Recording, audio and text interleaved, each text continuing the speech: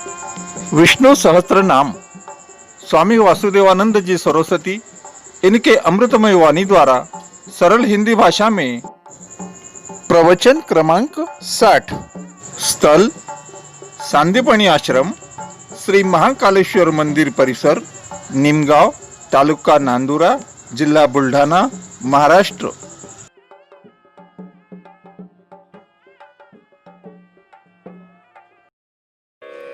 श्री विष्णु सहस्त्रनाम प्रवचन क्रमांक 60, श्लोक क्रमांक 18 और नाम क्रमांक 44। ओम त्र्यंबकं यजामहे सुगंधिं पुष्टिवर्धनम् उर्वारुकमिव बन्धनान् मृत्युर्मुक्षीयमामृतात्। समस्त जन कल्याण निरतं करुणामयं नमामि चिन्मयं देवं सद्गुरुं ब्रह्मवेद्वरं। शान्ताकारं भुजगशयनं पद्मनाभं सुरेशं विश्वाधारं गगनसदृशं मेघवर्णं शुभांगं लक्ष्मीकान्तं कमलनयनं योगिभिर्ध्यानगम्यं वन्दे विष्णुं भवभयहरं सर्वलोकैकनाथं। स्वयंभुः शम्भुरादित्यः पुष्कराक्षो महास्वनः अनादिनिधनो धाता विधाता धातुरुत्तमः। ओम विधात्रे नमः। ओम तत्सत। भीष्म पितामह जी महाराज युधिष्ठिर जी को विष्णु सहस्रनाम सुना रहे हैं। पहले भगवान के धाता नाम को कहा, अब उसे विधाता नाम से कहते हैं। वह केवल प्रजा को धारण ही नहीं करते, तो उस प्रजा का सुव्यवस्थित ढंग से कर्म और कर्म फलों के द्वारा पालन भी करते हैं।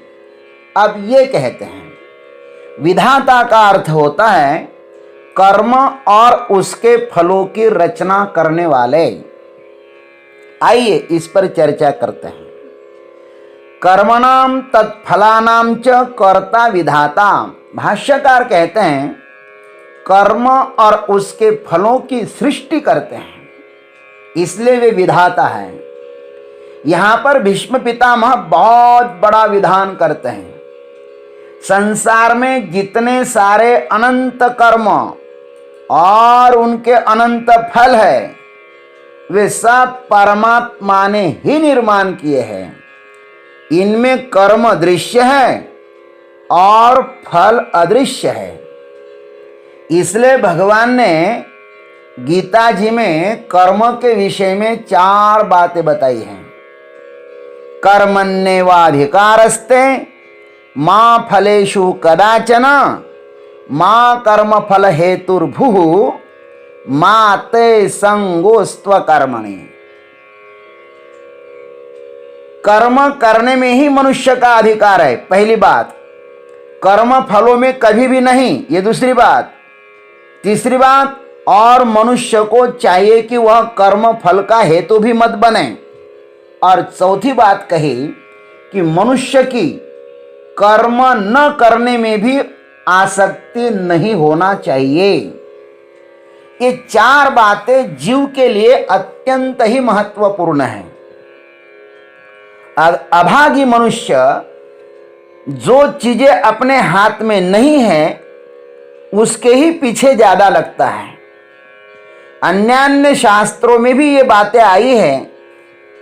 जैसे कामंद की ग्रंथ में यह श्लोक आया है, आयुः कर्म च वित्तं च विद्या निधनमेव च पंचैतानि विलिख्यन्ते गर्भस्थस्यैव देहिनः।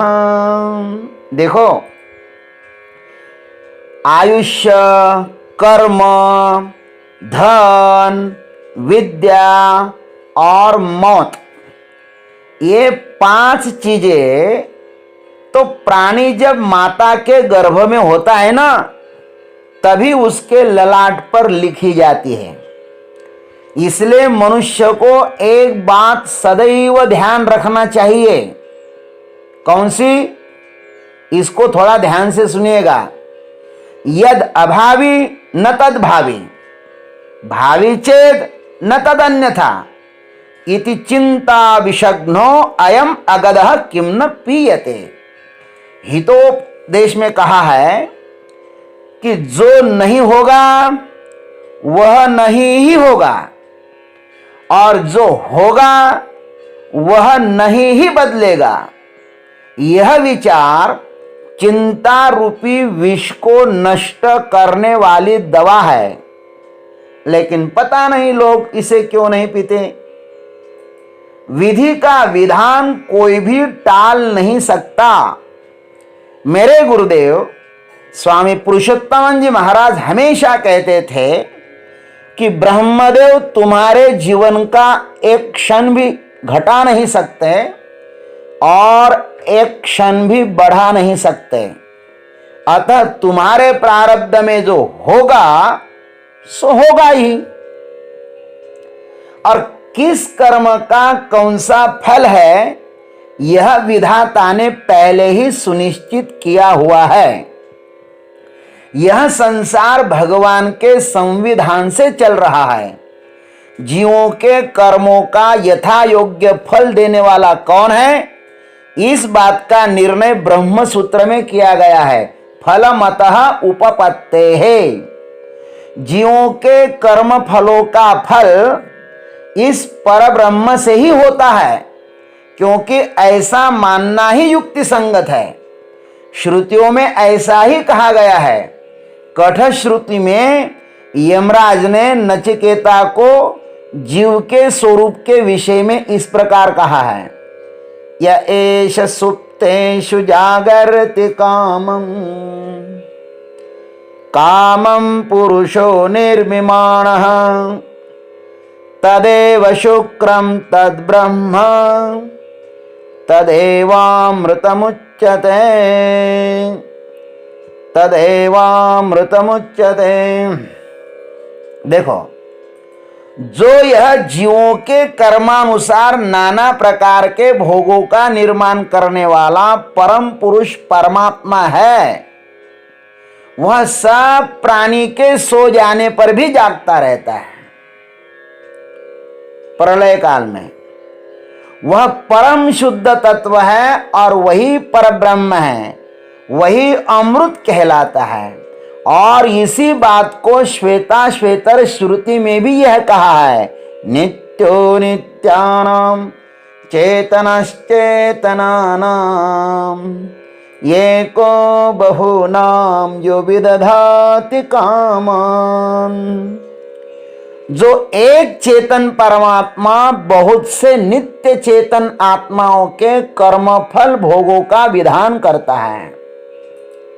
ध्यान रखना भाई, भगवान कोई हमारे पीछे डंडा लेकर खड़ा नहीं है, ये करो वो करो ऐसा नहीं कहता हो, अपितु वह नियमों के रूप में खड़ा है।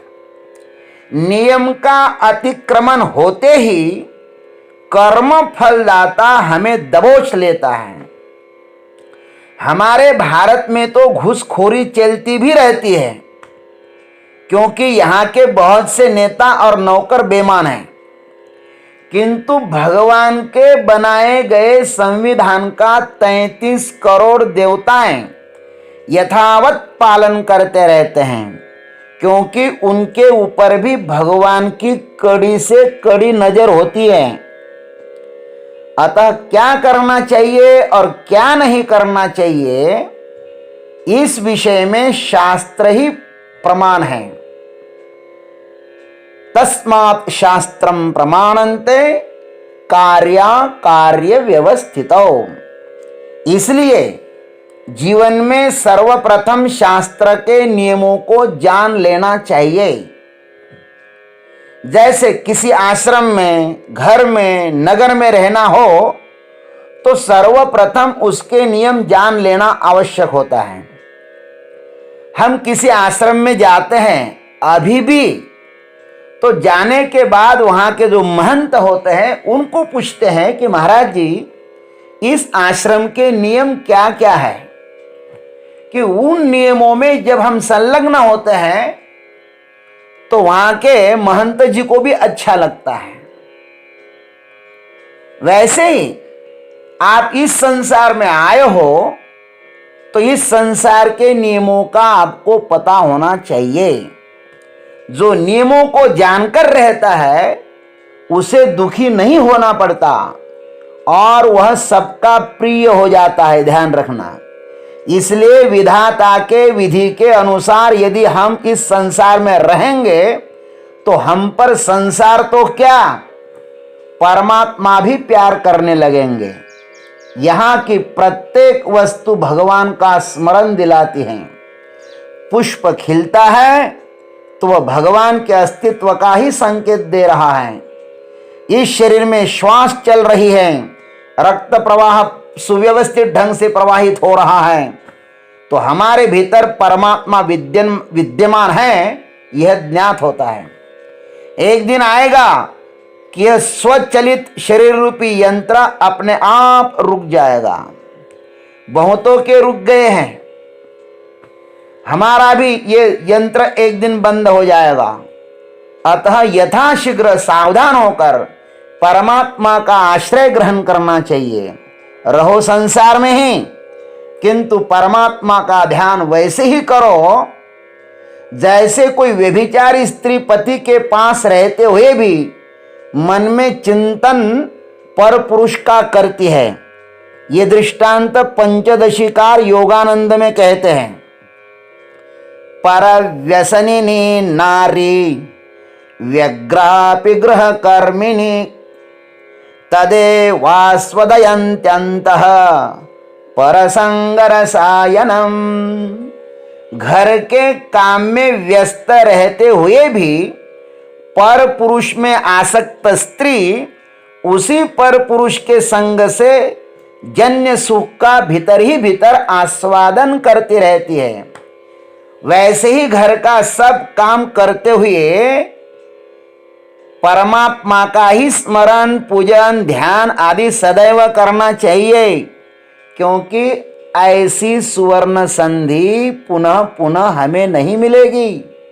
रामचरितमानस के समापन के समय गोस्वामी जी तुलसीदास जी महाराज ने भी भगवान से आर्त भरे स्वर में कहा। क्या कहा?